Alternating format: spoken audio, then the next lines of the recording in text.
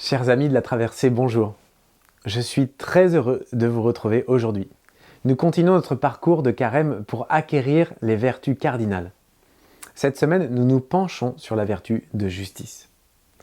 Je vous rappelle la définition. La vertu de justice est la volonté constante de rendre à chacun ce qui lui est dû. Et principalement pour deux choses, la vérité et l'honnêteté. Aujourd'hui, nous allons voir ensemble l'honnêteté, qui concerne essentiellement nos biens financiers et nos biens matériels. Le Père Lionel nous a expliqué que Dieu a mis dans nos cœurs une loi à laquelle nous sommes tenus d'obéir. Notre conscience nous rappelle que nous ne devons pas voler, et ainsi choisir d'être honnête. La réalité est que notre conscience a besoin d'être éclairée sur le sujet de l'honnêteté, car nous allons voir qu'elle a peut-être été obscurcie sur certains sujets. Nous laissons probablement certaines ambiguïtés dans notre vie, n'ayant pas forcément envie de toujours éclairer notre conscience. C'est bien le but de cette vidéo, éclairer notre conscience pour grandir dans l'honnêteté. L'honnêteté ne consiste pas seulement à désirer rendre à chacun ce qui lui est dû, c'est-à-dire rester dans l'intention, mais plutôt de rendre à chacun ce qui lui est dû. C'est bien de savoir ce qu'est l'honnêteté, mais le but est vraiment d'être honnête. Vous connaissez probablement le symbole de la justice. C'est une balance. Elle représente une certaine idée d'équilibre et de mesure, de ce qui est exact, bien pesé, équitable. Je trouve qu'elle représente bien la justice.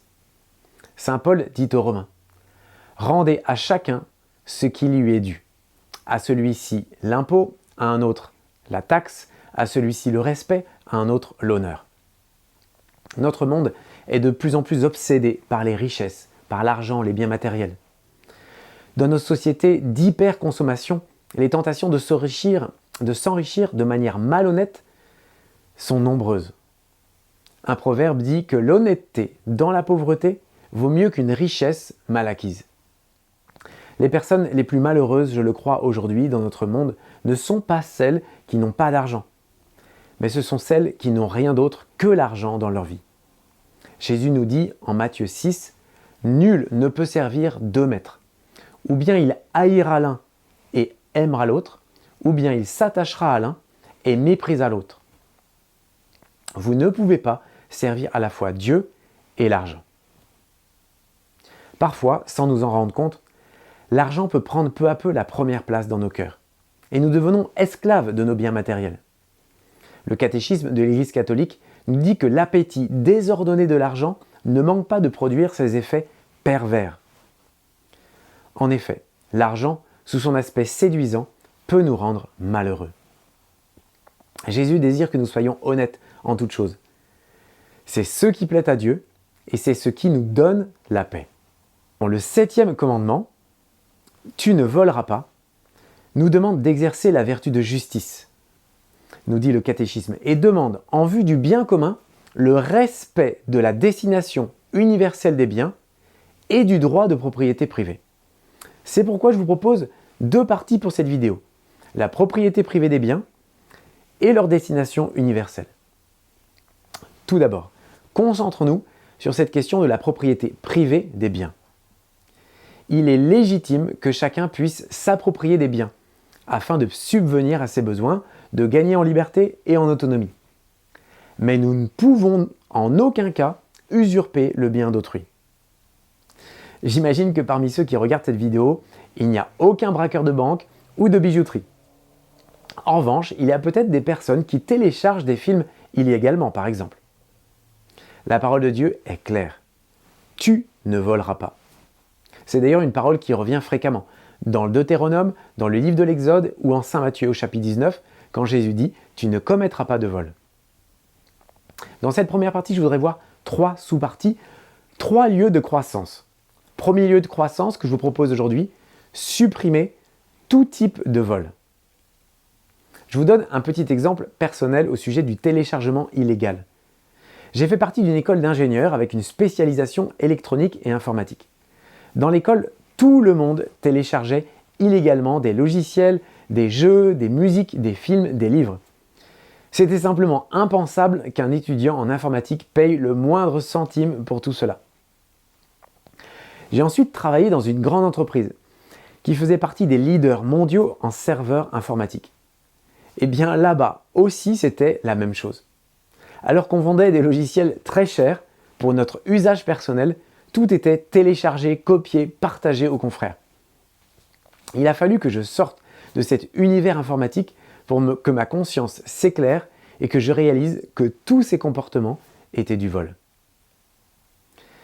Tous les téléchargements violent les droits d'auteur et de propriété. Aujourd'hui, je m'interroge sur mes besoins et mes motivations. Est-ce que j'avais réellement besoin de tous ces logiciels, ces musiques, ces films accumulés sur mon ordinateur?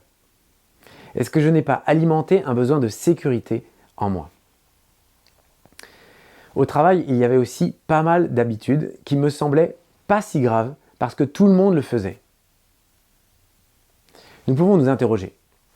Est-ce que c'est vraiment normal que je reparte de mon lieu de travail avec du papier vierge, des stylos, du matériel divers? Est-ce que mon patron a donné son accord pour tout cela? Est-ce normal de faire des fausses notes de frais, des faux repas d'affaires, de facturer des faux kilomètres? Il y a la tentation du pas vu, pas pris. Soyons vigilants, car Jésus nous dit dans l'Évangile selon saint Luc que tout ce qui est caché sera dévoilé. Je me souviens d'une scène il y a quelques années qui m'avait amusé dans le train. J'ai vu un jeune se préparer une cachette sous les valises pour échapper au contrôleur. Je lui ai demandé s'il manquait d'argent. Il m'a répondu que sa sœur lui en avait donné, mais qu'il avait préféré s'acheter des chaussures de sport plutôt que de payer un billet. Il est resté près de 30 minutes, recroquevillé sous les valises en attendant le passage du contrôleur. La scène était à mourir de rire car il mesurait 1,80 m. Étudiant, je ne payais jamais le parc-mètre. Je trouvais ça plus rentable de payer parfois les PV plutôt que de payer mon parking à chaque fois. Ce manque de droiture de ma part était le signe d'un manque de justice dans mes habitudes. Vis-à-vis de l'État, entre le travail au noir et les impôts, il y a peut-être aussi des pratiques pas très honnêtes dans nos vies. Dans l'Évangile, Jésus déclare « Rendez à César ce qui est à César et à Dieu ce qui est à Dieu ». Nous pouvons nous demander comment faire pour être éclairés davantage sur toutes ces petites choses pas très honnêtes dont nous n'avons pas forcément conscience encore. Eh bien, le Seigneur peut nous éclairer. Jésus dit dans l'Évangile selon saint Matthieu « Si votre justice ne surpasse pas celle des scribes et des pharisiens, vous n'entrerez pas dans le royaume des cieux. Amen, je te le dis, tu n'en sortiras pas avant d'avoir payé jusqu'au dernier sou. » Avons-nous déjà fraudé dans le métro ou ailleurs? Et si oui, avons-nous pensé à nous confesser de tout cela? Nous n'en sortirons pas sans avoir payé jusqu'au dernier sou. Ce verset m'aide à réveiller ma conscience, car je n'ai pas du tout envie de moisir au purgatoire pour ce genre de bêtises, car en réalité, ce n'est jamais le manque d'argent qui m'a poussé à frauder par le passé. Je passe à un deuxième lieu de croissance, les justifications. Nous sommes souvent experts pour trouver des excuses à nos comportements malhonnêtes. Nous nous justifions intérieurement. Il y a comme un petit dialogue intérieur qui se met en place en nous pour nous justifier de tous nos comportements malhonnêtes. Par exemple, que je paye ou non mon ticket de métro, de toute façon, la rame va circuler, donc je ne vole personne. Et puis la fraude, ce n'est pas la même chose que le vol. Moi, je ne vole pas, je resquille. C'est très différent. Tout le monde le fait. C'est d'ailleurs ce qu'on entend souvent. Tout le monde le fait. Ces éditeurs de logiciels imposent des prix délirants. Ils nous obligent à télécharger car c'est beaucoup trop cher. Certains pays autorisent le téléchargement. Alors pourquoi on ne pourrait pas le faire ici? Je n'ai rien téléchargé, c'est quelqu'un qui me l'a donné. Moi, je ne sais pas d'où ça vient. Je ne télécharge pas, je regarde en streaming. Un jour, quand j'aurai un boulot, je rembourserai tout. Ou alors, je donnerai l'équivalent à des œuvres caritatives. Chers amis, il nous faut rechercher les lieux qui ne sont pas très clairs dans nos vies. Nous auto-justifions nos comportements et nous nous autorisons à tricher. Le Seigneur nous invite délicatement à nous convertir, à changer nos mauvaises habitudes en habitudes honnêtes. Je finis cette première partie par un troisième lieu de croissance pour grandir dans l'honnêteté vis-à-vis des biens d'autrui. La restitution. Chacun de nous peut s'interroger. Est-ce que j'ai rendu tout ce que j'ai emprunté? Non seulement il nous faut rendre, mais en plus dans les délais sur lesquels nous nous sommes engagés. J'en connais qui se sont fait de grandes bibliothèques avec les livres des autres. Que ferait Jésus à notre place? Le père Pascalide raconte qu'un jour, un prêtre prêche au cours d'une retraite sur l'importance de la restitution. À la fin de la conférence, une retraitante vient le voir et lui dit « Mon père, tout ce que j'ai sur moi, je l'ai volé dans un supermarché. Il faut donc que je le restitue. » Et le prêtre lui répond avec sagesse et humour « Oui, sans doute, mais après que vous ayez quitté mon bureau. » J'arrive maintenant à ma deuxième partie. La destination universelle des biens, qui est un principe plus fondamental que le droit à la propriété dont je viens de parler dans cette première partie. Le catéchisme de l'Église catholique est très clair. L'homme, dans l'usage qu'il en fait, ne doit jamais tenir les choses qu'il possède légitimement comme n'appartenant qu'à lui, mais les regarder comme aussi communes, en ce sens qu'elles puissent profiter non seulement à lui, mais aux autres. La propriété d'un bien fait de son détenteur un administrateur de la providence pour le faire fructifier et en communiquer les bienfaits à autrui et d'abord à ses proches. Ce que nous possédons nous donne une grande responsabilité, mais aussi une magnifique opportunité de faire du bien aux autres. Je dois voir tout ce que j'ai en ma possession comme étant non seulement à moi, mais aussi aux autres. Mes biens ne sont pas pour moi seul. Dieu a permis que j'aie tous ces biens pour que je partage avec les autres. Tout ce que je possède est clairement à moi, mais aussi aux autres.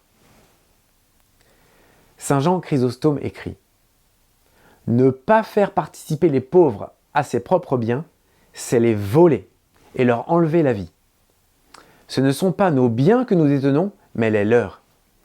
Il faut satisfaire d'abord aux exigences de la justice, de peur que l'on offre comme don de la charité ce qui est déjà dû en justice. » Et Grégoire le Grand ajoute « Quand nous donnons aux pauvres les choses indispensables, nous ne leur faisons point de largesse personnelle, mais leur rendons ce qui est à eux.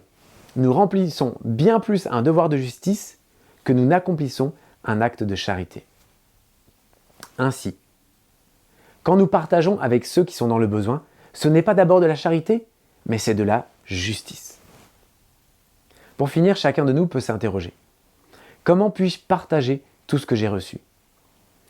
Comment faire profiter aux autres ce que j'ai? Chacun de nous a la possibilité de faire beaucoup de bien avec ce qu'il possède en prêtant, en donnant, en partageant. Comme pour les vidéos précédentes, je vous propose de terminer cette vidéo par une prière. Vous pouvez vous y associer si vous le voulez. Seigneur Jésus, nous te rendons grâce pour tous les biens que nous avons. Nous te demandons la grâce de voir plus clair sur nos pratiques, sur nos comportements en rapport avec l'argent, les biens financiers et matériels. Éclaire nos consciences et donne-nous la grâce et la force de les suivre avec plus d'honnêteté. Seigneur, fais-nous grandir dans la vertu de justice, afin que nous soyons honnêtes en toutes choses. Donne-nous aussi de partager avec ceux qui sont dans le besoin. Élargis nos cœurs, afin que nous puissions faire du bien à ceux qui nous entourent. Amen. Chers amis de la traversée, à très bientôt. Je vous souhaite une bonne journée et une belle suite de carême.